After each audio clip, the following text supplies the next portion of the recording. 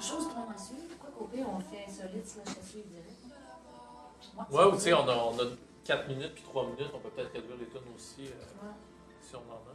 Ah, puis on a 8 minutes de prévu pour l'entrevue. Ouais, ça c'est... Ouais, mais on est en retard déjà. Cool, j'ai parti le petit streaming de mon Facebook. OK, parfait. Pour ma maman à Bécomo. C'est normal. Ça part jamais. Non. Rien n'est pareil.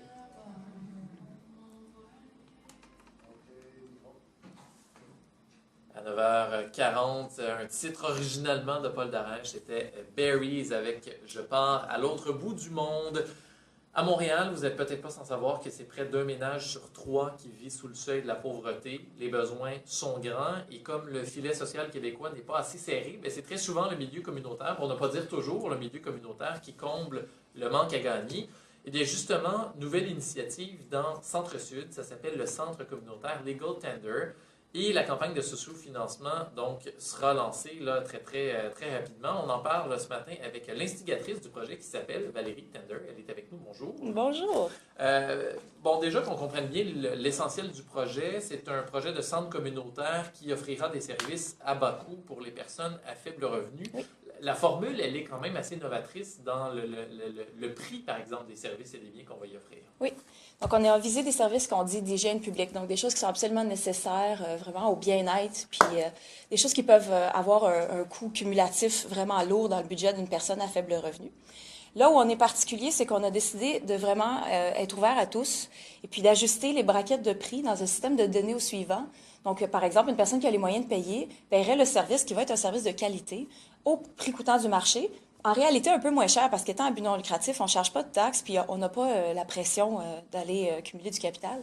Donc, un prix raisonnable pour le marché, pour le service. Sinon, une personne qui serait à faible revenu, bon, on va parler d'aide sociale, pension de vieillesse, chômage, situation temporaire vraiment limitante. Alors là, on ira au prix coûtant. Ce qui fait que nous, pourvu que ça ne nous coûte rien d'offrir le service à la personne, c'est correct. Puis une personne qui serait dans vraiment une situation de crise, là, qui est une femme qui est dans un centre d'hébergement, un sans-abri qui est sur la rue, qui veut faire affaire avec nous, le prix pourrait être 0 $. Et on va vraiment compter sur les monsieur, madame, tout le monde qui sont prêts à payer à plein prix, à faire affaire avec nous, dans l'objectif d'arriver un peu kiff-kiff dans ce qu'on fait. Puis, on se modèle aussi un peu sur ce que fait Incertec Angus. Au départ, quand ça a commencé, c'était peut-être les gens à faible revenu qui faisaient affaire avec eux, mais aujourd'hui, tout le monde fait affaire avec Incertec. C'est des produits de qualité. Des produits informatiques, exactement. Des ordinateurs reconditionnés. Exact. Et puis, ils savent qu'ils font affaire avec une entreprise de réinsertion sociale où les employés sont en train d'être valorisés dans ce qu'ils font. Donc, je pense qu'on peut arriver à faire la même chose. Ben justement, dans les services offerts, plongeons-nous dans le plus concret. Exact. C'est assez varié. Oui, donc en fait, mon dernier emploi était au centre de référence du Grand Montréal. Et puis, je recevais des dizaines et des dizaines d'appels par jour de gens qui ont des besoins. Et mon travail, c'était de bien cerner leurs besoins et puis les diriger vers les bons organismes. Puis là, on parle d'une base de données de plus de 4000 organismes dans ce qu'on appelle le Grand Montréal, incluant Rive-Nord, Rive-Sud. Alors donc, on peut dire que je connais assez bien les ressources de la communautaire et puis j'ai vraiment pu remarquer les services manquants. Je me sentais complètement démunie à chaque fois qu'une personne m'appelait avec un besoin comme un déménageur ou avec une crise de punaise à gérer. Quelqu'un qui habite le Centre-Sud, payer une buanderie au Centre-Sud, c'est entre 5,50 et 6 $ la brassée. Puis la plupart des... Oui, puis ça, laver, sécher. Oui. Puis ça a l'air banal, mais la plupart des appartements au centre-ville sont pas faits pour accommoder laveuse, sécheuse. Donc, quand on habite au centre-ville, on est vraiment pris pour dealer avec les buanderies qui, elles, dictent un prix du marché que je trouve honnêtement vraiment abusif. Donc, imaginez que vous avez une crise de punaise, tout à coup, vous avez une famille, 2 enfants, ça fait 30 brassées à faire, laver au plus chaud, sécher au plus chaud. On parle de quelques centaines de dollars, possiblement sur un budget. Donc, nous, le centre communautaire va s'articuler autour d'une buanderie. On va avoir plein d'autres services à l'intérieur quand les gens entrent, mais je pense que la buanderie va être un lieu communautaire où les gens... Parce qu'on s'entend, quand une personne vient faire une brassée, ils ont 1h30 de temps à tuer. Ce qui est un temps extraordinaire pour faire des loisirs, pour faire de l'intervention, pour aller pister c'est quoi ses besoins à cette personne-là. Et puis en même temps, les autres services qu'on va offrir qui sont moins visibles dans le centre, mais qui vont vraiment servir à tous et vont aller au-delà du quartier, vraiment, on veut viser tout Montréal, c'est les services de déménageurs. Aussi, on tient à créer une brigade spéciale de gens qui vont être équipés pour vraiment gérer les cas d'accumulateurs compulsifs. Ça, c'est des appels que je recevais régulièrement de travailleurs sociaux Ouais. C'est jamais la personne qui en a besoin dans ces cas-là qui appelle. C'est le travailleur social qui m'appelle, qui me dit j'ai une femme enceinte qui est un cas de, comme on appelle, hoarding, très lourd, et puis ça met en danger sa santé et celle du bébé.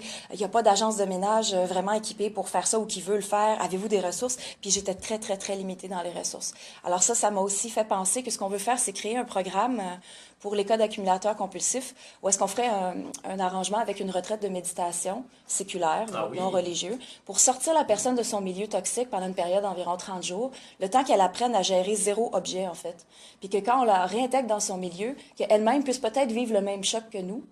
Puis, ensemble, accompagnés d'une équipe, idéalement, on tient à recruter des gens pour ces emplois-là qui vont provenir de la rue. Donc, encore une fois, on donne des emplois dignes à des gens qui ont pas de jugement et une capacité d'accueil de l'autre. Puis, on croit vraiment en la notion de père aidant. Donc, quand on aide quelqu'un, on est vraiment en train de mettre de l'ordre dans notre vie à nous-mêmes. Alors, qui de mieux qu'une personne qui était anciennement sans-abri pour aider une autre personne à mettre de l'ordre dans sa vie et à être absolument sans jugement dans la démarche? Vaste panoplie de services très ancrés dans les besoins du Absolument. quartier et dans sa population. Justement, pourquoi Centre-Sud? Ah ben le Centre-Sud, c'est mon amour. J'y habite depuis 1998.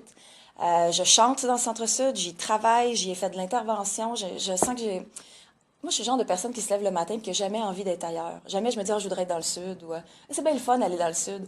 Mais je suis une personne qui aime voir son quartier évoluer, saisir les problématiques changeantes, même les drogues qui étaient problématiques en 1998 ne sont pas les mêmes qu'aujourd'hui. La gentrification, il y a énormément de commerces vacants, donc ça va bien à certains niveaux, au niveau culturel, au niveau solidaire. Le quartier est très, très, très centré sur son propre communautaire, ça va bien. Mais à d'autres niveaux, il y a des choses, il y a des défis à relever. Donc, je veux dire, si j'avais un succès extraordinaire avec ma musique ou avec d'autres choses que je fais, là, je suis pas le genre de personne qui voudrait vivre ailleurs. Donc, mon but, c'est de tirer mon quartier vers le haut avec moi, puis de le voir évoluer. Puis, si à chaque fois qu'il y a une personne qui a du succès, elle reste puis elle part des projets au niveau local, bien, on va les régler les problèmes un par un, là. Ben c'est ça, justement, il faut une volonté que vous avez, de toute évidence, Valérie Tender. Vous avez parlé de chant, justement. Il y a tout un penchant artistique à ce projet-là aussi, vous voulez intégrer. Beaucoup d'entre nous sommes artistes ou musiciens ou artistes conceptuels dans le groupe. En fait, je suis pas seule. On est une coopérative. C'est une autre chose qui est particulière, c'est notre gestion. Donc, on est un gros groupe de gens. Une bonne partie des gens proviennent du syndicat industriel des travailleurs et travailleuses, connu sous le nom de IWW. Oui. Donc, une bonne gang de mes gens, je les ai recrutés dans les WW, mon syndicat révolutionnaire. Ensuite, il y a beaucoup de gens du communautaire. Il y a des gens qui nous appuient, qui sont juste complètement concernés par le quartier puis qui ont un désir de s'impliquer. Puis, on a toujours des gens qui sont un peu des mécènes, qui disent, bon, ben comment je peux t'aider au niveau infrastructure, au niveau est-ce que je peux te prêter mon réseau de contacts. Donc, vraiment une belle gang. Un des appuis les plus importants qu'on est allé chercher, c'est Normand Baillargeon. Donc, on a un petit vidéo, bon, moi, je suis allée chercher mes chouchous, Je suis allée chercher tous les gens que je lis et que j'admire depuis des années. Donc, quand M. Baillargeon était excité par le projet, puis il a tout de suite dit, ben OK, comment je peux aider? Ben j'ai dit, ben c'est vraiment au niveau de le porter, de dire publiquement que ça vaut la peine. Alors, il nous a fait une petite vidéo pour dire qu'il endosse le projet publiquement, qu'on va présenter au gala demain soir. Sinon, on a Yannick Marcil qui nous aide au niveau de la planification budgétaire. Mais oui, c'est vraiment là, le monde est petit, puis je suis exactement là où je veux être. Puis ça s'est établi organiquement avec des années d'exister, puis de juste faire éthiquement ce qu'on a envie de faire. Puis, Bon, ce que vous me disiez à micro fermé, évidemment, c'est que communautaire et peut-être, corrigez-moi si je me trompe, encore plus coopératif, très souvent, ça rime avec délai. C'est long de mettre des projets comme ça en place, ça demande de la patience, mais vous êtes sur la bonne voie.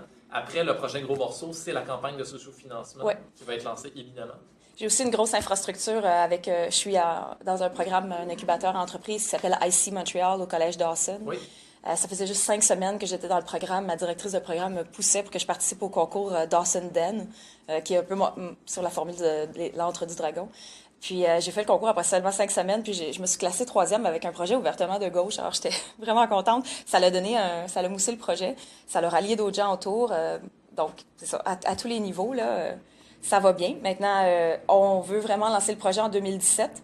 Alors là, on est dans le making-of, comme on dit. Donc, on a commencé à avoir nos réunions de comité. Tout se gère de manière de comité. Là, je sais qu'on me voit beaucoup de partout, puis c'est moi qui parle.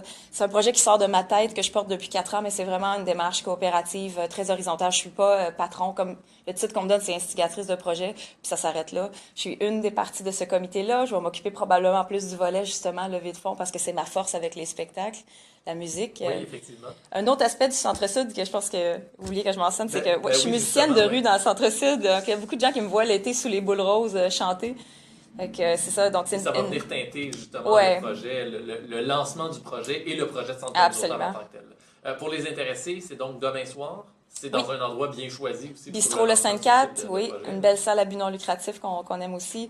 Alors, oui, Bistrot 5-4 à 7 h. Le show va commencer à 7 h. Je suis le genre de fille qui commence ses trucs à l'heure. Donc, on a une première partie. Ensuite, il y a moi avec des danseurs. Puis ensuite, on présente le projet devant le public, le petit vidéo de Normand, et on lance la campagne de socio-financement. Au Bistrot Sainte-Catherine, c'est donc sur Sainte-Catherine-Est, près de Vio.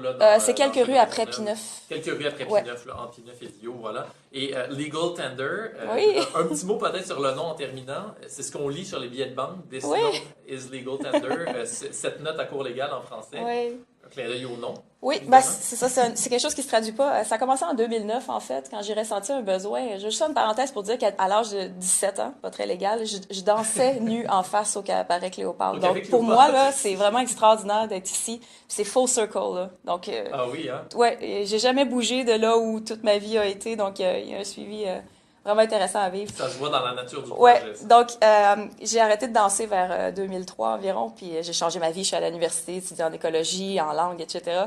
Mais vers 2008-2009, ça bouillante dans moi de reprendre le spectacle, puis j'ai décidé d'aller vers le burlesque parce que, bon, quand tu sais déjà marcher avec des talons de 8 pouces avec aisance, qu'est-ce que tu fais avec ce skill étrange?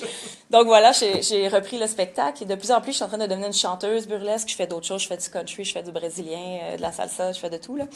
Mais en gros, c'était ça. L'origine du long, il m'est vraiment apparu comme ça. J'ai une vie très bilingue, là aussi. Et puis, donc, la notion monétaire, le fait que sur les billets de banque, ce que ça veut dire, les Go-Tender, foncièrement, c'est qu'on attribue une valeur à ce bout de papier-là, qui est en fait même pas backé par dollar, si on connaît la finance un peu. Oui. Et on dit ce bout de papier-là, on s'entend pour dire qu'il vaut X dollars. Donc, ça, c'est intéressant. Ensuite, il y a plein de tiroirs au nom. Comme le fait que légal. Donc, je suis une personne qui est très by the book. Donc, quand il y a quelque chose qui me dérange, je suis pas le genre de personne à briser des règles vulgairement. Je suis le genre de personne à militer fortement pour les changer. En ce moment, d'ailleurs, Monsieur Coderre, je peux pas avoir de pitbull pour faire de l'intervention de rue à cause de vous. Ça me dérange énormément. Ah, ben, l'appel est lancé. Absolument. Et puis aussi, Tender, bon, mes amis sont rapidement mis à m'appeler Madame Tender. Ça l'a resté. Puis, c'est ça. Pour un nom burlesque, je trouvais que c'était le dernier nom bling-bling que personne n'a pensé à prendre. J'ai trouvé ça génial, considérant que je suis très à gauche puis j'ai un malaise avec l'argent. C'est ça l'origine du nom. En plus. Oui. Donc, on ne sait pas encore où sera situé le local. Dans le Centre-Sud. Vous êtes toujours à la recherche d'un endroit, justement, dans le Centre-Sud. Ça s'appelle le Centre communautaire Legal Tender. Pour les intéressés, lancement de la campagne de socio-financement demain soir. Live streaming aussi. Pour ceux qui ne peuvent pas venir, le show est live streamé sur 99% Média, un de nos partenaires de gauche, encore une fois. Effectivement. Alors, donc, c'est vraiment intéressant de pouvoir écouter le show, peu importe où vous êtes, incluant ma maman à Bécomo, je t'aime.